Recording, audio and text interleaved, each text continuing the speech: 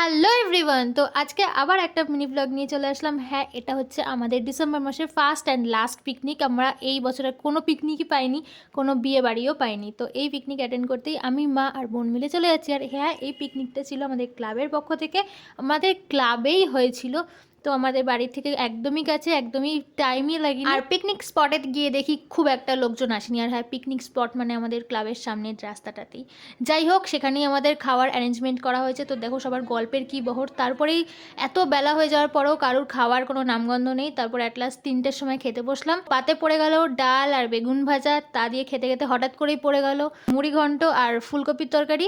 খাবার টেস্টগুলো অ্যাভারেজ ছিল। তারপরে চলে আসলো কাতলা মাছের পেটি। আর কাতলা মাছের ঝালটাও ওকে ওকে ছিল, খুব একটা যে ভালো বলবো তা নয়। তবে হ্যাঁ, খুব ভালো লেগেছে হচ্ছে পাঁপড়, চাটনি আর রসগোল্লাটা। তো চলো আজকের মতো এইটুকুই। আর হ্যাঁ, আজকে যারা আমার চ্যানেলে নতুন আছো তারা আমার চ্যানেলটাকে অবশ্যই সাবস্ক্রাইব করে রাখো। তো চলো, বাই।